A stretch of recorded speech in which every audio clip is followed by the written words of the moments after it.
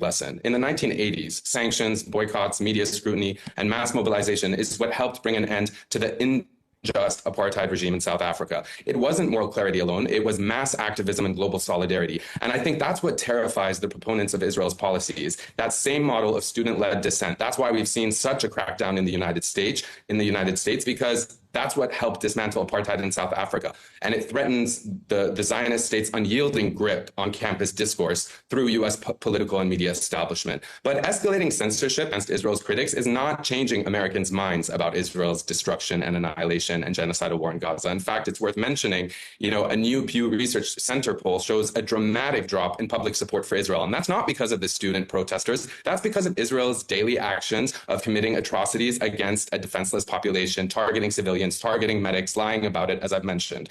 And I just want to say, at the University of Colorado, a university we haven't discussed, Melinda, a professor attacked his students for merely protesting his class on building weapons for Israel. Across the Atlantic, it's not just in the United States. It's important that we take a bigger, broader picture, because you're joining us, we're each joining you from somewhere else. You live in Dubai. I mean, we see the same pattern. In the university in Amsterdam, students occupied a campus building just the other day demanding transparency. Their only demand was transparency about the institution's ties with Israel. And they were met with brutal police action by Dutch Secret Service and plainclothes officers. In Germany, half of university students, in a recent poll just a few days ago, believe that Israel is committing genocide in Gaza, a fact not of mere opinion, but that's attested by this government ministry poll. So, it's no coincidence, I can agree with the other guests, Melinda, the very platforms, campuses, and social media that once nurtured the seeds of progressive change are now being targeted by Israel. And they're doing it through American politicians, through American business owners and corporations. I know this might seem like an overstatement, but the implications of what the Trump administration is doing, just to agree with Destiny for a second, by subordinating our constitutional rights